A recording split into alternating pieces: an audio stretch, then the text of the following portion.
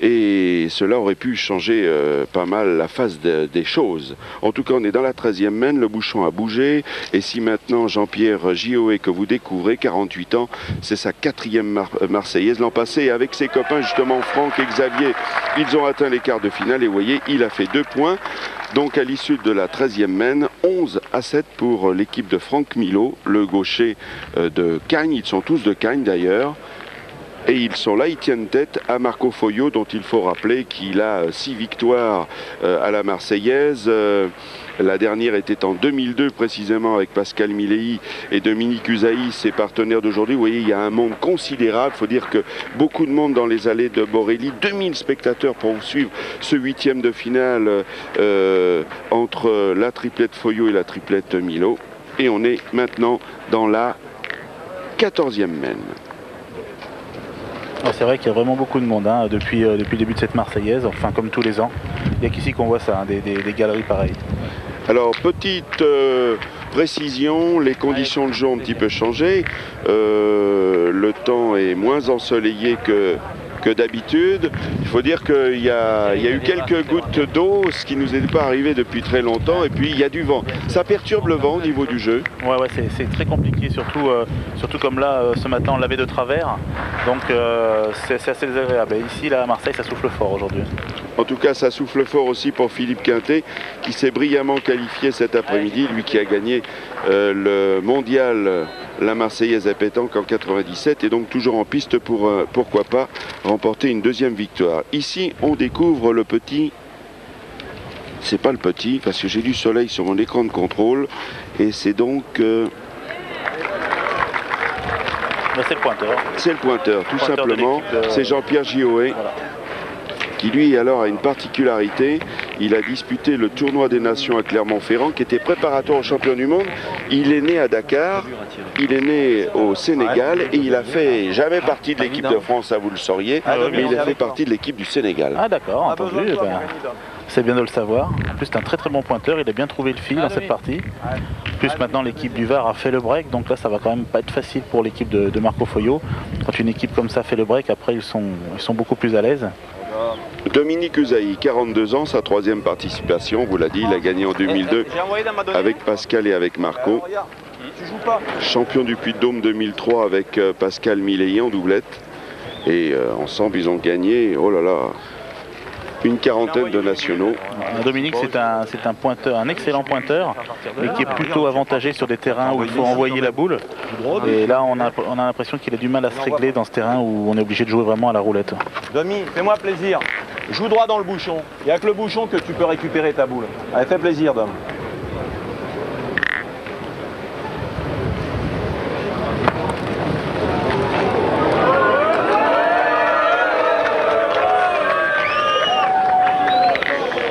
Il y a un public impitoyable, hein, il ne pardonne rien. Ici, pardonne pas du tout. Voilà. On peut pas y arriver, on peut pas y arriver. Pas très tolérant. Non, voilà, ils sont pas tolérants. C'est comme ça, il faut bien jouer. Si vous jouez bien, vous êtes bien vu. Si vous jouez mal, vous en entendez parler. J'ai même envie de dire, à l'image de ce que vient de faire Dominique Usaï, c'est l'explication de l'élimination de Marco Foyot, puisque vous voyez, ici, comme toujours à la Marseillaise, le point est capital. C'est des terrains où on fait très peu de carreaux, donc le tireur a beaucoup de mal à rattraper les boules mal jouées du pointeur. Et donc il est très important de venir près, très près même. On est donc dans la 14e mène, Milot mène 11-7. L'arrivée est en vue, les parties sont en 13. Je vais en tirer une de rafle. J'ai le bonheur de le prendre, après je t'en ai plus 2 coups. Allez, Marc. Ouais. On fait comme ça. Donc, allez, grand. Marco va essayer de tirer au bouchon. De rafle. Hein? Allez Marc, vas-y. Allez Marc. Allez, sors-le. Allez Marco. Pas facile de tirer de rafle aussi. Allez Marc. Ça dépend, il y a des endroits où c'est plus lisse que d'autres. Là je sais pas comment c'est fait, mais il y a des endroits où c'est beaucoup plus lisse, donc là c'est plus facile.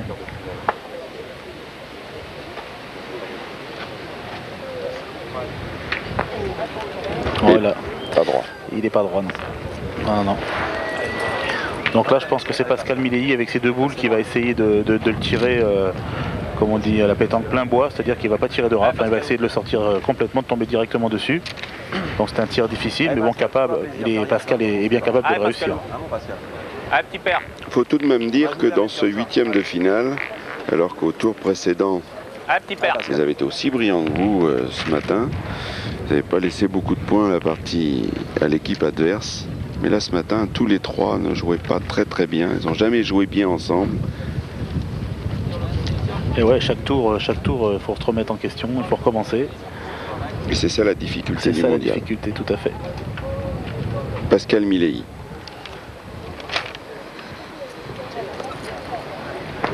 Ah, il avait bien tiré. Hein. Il a bien tiré, il a juste, comme on dit dans un terme bouliste, chatouillé le bouchon. Ouais, il a chiqué le bouchon, il est tombé au pied, il est vraiment tombé très près. Il aurait fallu qu'il tombe un centimètre plus loin et là il l'aurait sorti. Ça change le jeu. Et là ça va se compliquer, hein. Il y a 2 boules contre 5.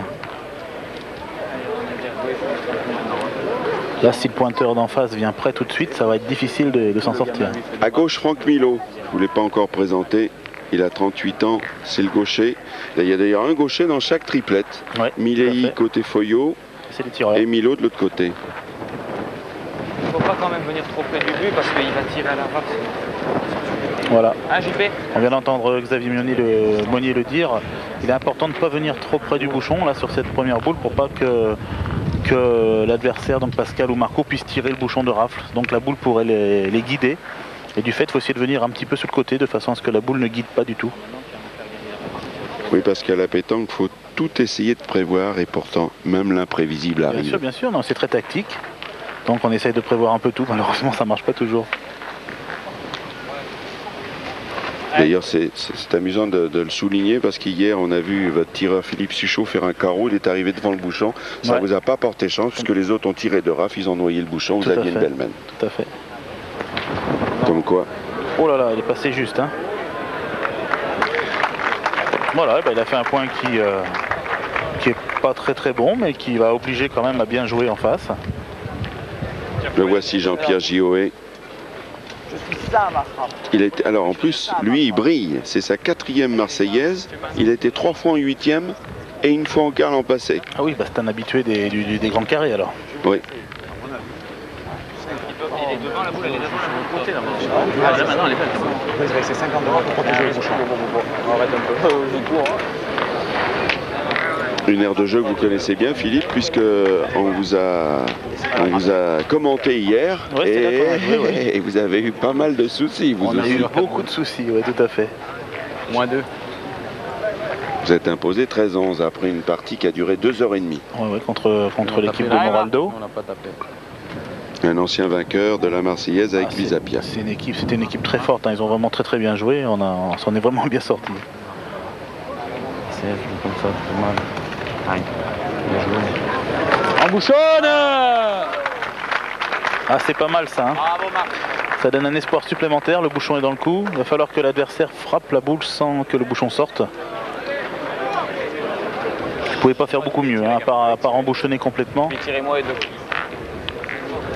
Fais plaisir à ton tour. En plus, ils vont pas pouvoir tirer de rafle puisque la boule du pointeur est devant. Ils vont être obligés de tirer de coups.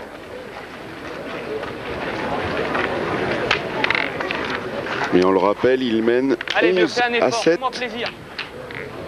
Ah, le premier tir est très important. Là, s'il la frappe seul, il a quasiment gagné. Hein. Maintenant, s'il manque, ça va pas être facile de gagner sur la main. C'est Franck Milot qui a cette responsabilité. Et on a beau dire, à ce niveau de compétition, on a beau être un champion, on a beau être adroit, fin tacticien, il y a quand même la pression. Elle existe comme dans tous les sports. Il y a du monde, c'est pas simple. Hein.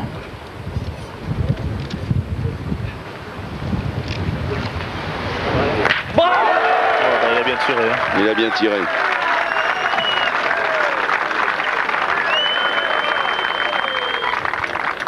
Le bouchon n'a pas bougé. Là, il a donné un plus à son équipe. Hein. Oui. Pascal a la dernière boule, 3 boules en face. Ils vont avoir 2 boules pour pouvoir gagner. Pascal Milei, champion de France doublette en 93 avec Radnik. Il a été aussi vice-champion du monde 97. Toujours avec Radnik et brillant. Lorsqu'il ne joue pas aux boules, il aime prendre sa raquette pour jouer au tennis. Et le joueur qu'il a toujours aimé, c'est Pete Sampras, qui a pris sa retraite, l'Américain. Il l'a gagné. Hein. Ah, oui. Bon, maintenant celle-là elle est dégagée. Hein. Ils vont, à mon avis, ils vont pouvoir tirer de rafle là maintenant. La boule est complètement dégagée, il n'y a plus rien qui gêne. Ça va pas être facile de s'en sortir. Et l'équipe de Foyot, Marco Foyot, qui a été champion du monde en 92 avec Fasino et Monard, vice-champion du monde en 95, toujours avec Fasino et Passo, et pas loin de la sortie. Lui qui a été 6 fois champion de France, 6 victoires à la Marseillaise, c'est une figure de la pétanque. Et là, si le gamin qui a fait déjà, je l'appelle le gamin parce que c'est le plus jeune, il a 23 ans, s'il tape, la sortie est proche pour Foyot.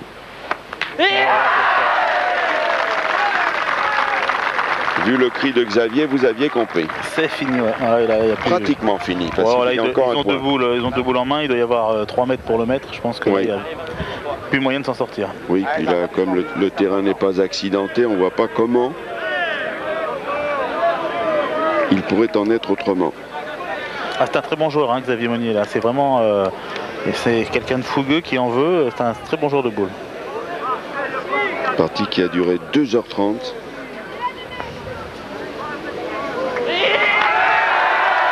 Et voilà, la victoire. Eh ben, superbe victoire, ouais. Et voilà donc la belle victoire de l'équipe du Var, enfin non, de l'équipe des Alpes-Maritimes, et puis qui se qualifie pour les quarts de finale cet après-midi à 15h30.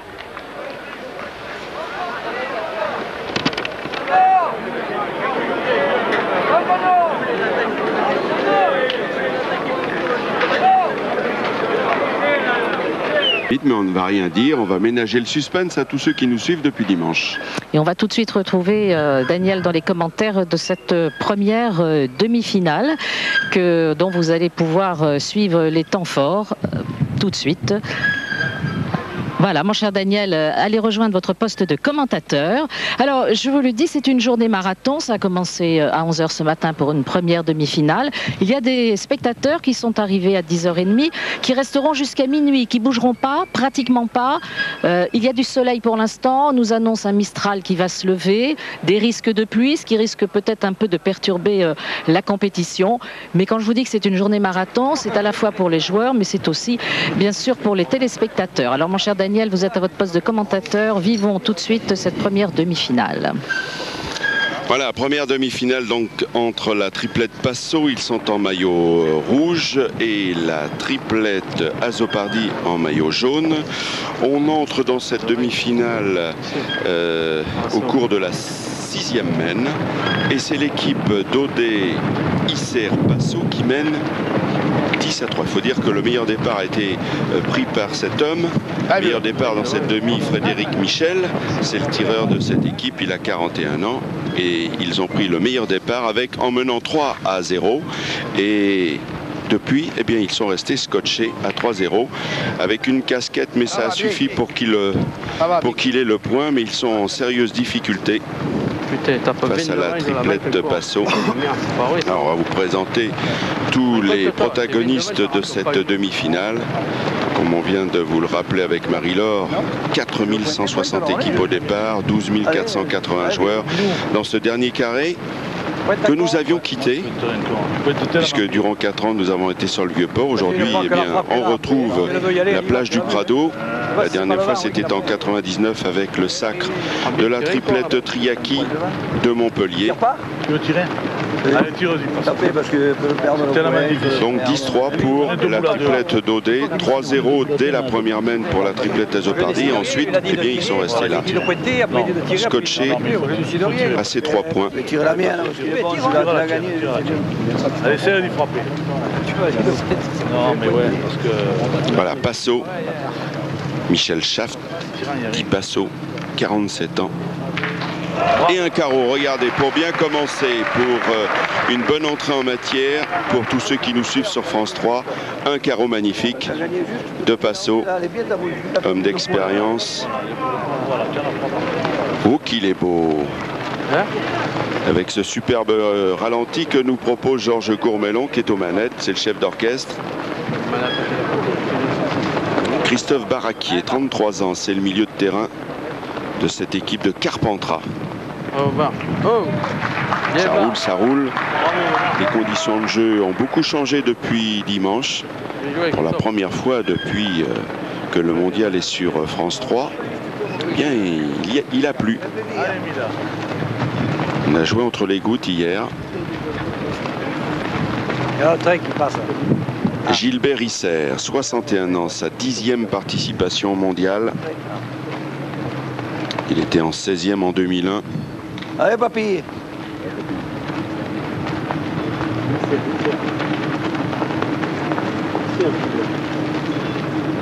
Allez, Milou. Allez, Milou.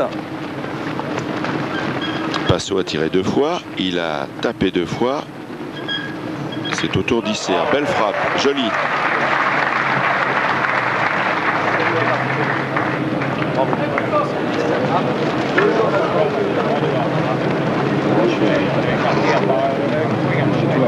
Oui, on vous l'a dit, les conditions de jeu ont changé à cause de la pluie.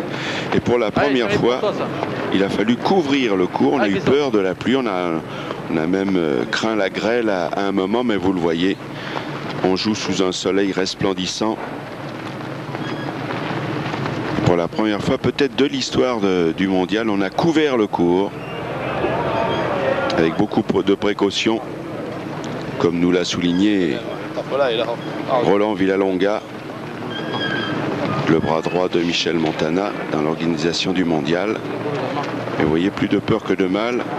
On peut jouer dans de bonnes conditions, mais ça roule très vite, nous ont dit les joueurs. Regardez, la boule, elle s'est échappée et de nouveau des points pour la triplette Daudet, Isser, Passo. Et vous voyez le score 12-3, vous savez que les parties sont en 13, ce qui veut dire que l'équipe jaune, Frédéric Michel, Christophe Barraquier et Alain Zopardi, sont le dos au mur. Déjà beaucoup de monde en cette fin de matinée pour suivre cette demi-finale. On a dépassé les 100 000 spectateurs depuis le début de ce mondial. Il y en avait déjà 75 000 lors de la journée d'ouverture dimanche dernier. Et on attaque la 7e mène.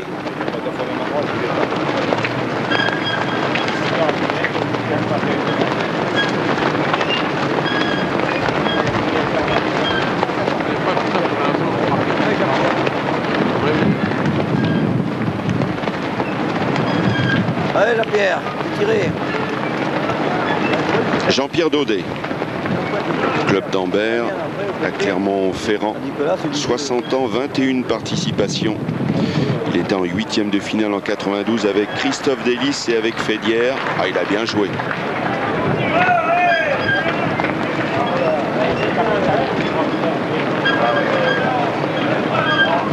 Comme si c'était vous qui lanciez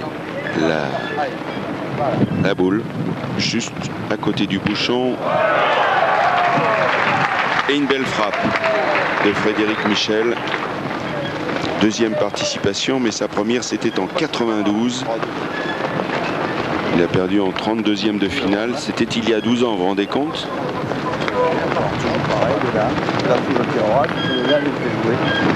Allez, vieux.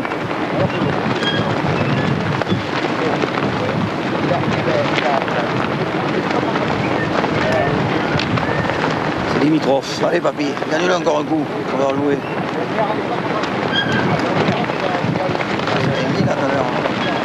Jean-Pierre Daudet, champion de Ligue Languedoc-Roussillon en triplette en 92, qui a gagné le national de Martigues en 94. Il ne l'a pas gagné, mais sa boule est là. Écoute, c'est elle frappée. Gravité. Passo. 28 Marseillaises au compteur. Il a été finaliste en 82 avec Capot et Denis Salvador. Bien tiré.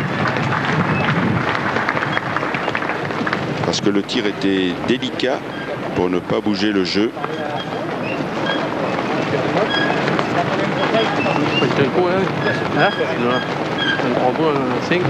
Allez, on sait pas, tu peux le gagner.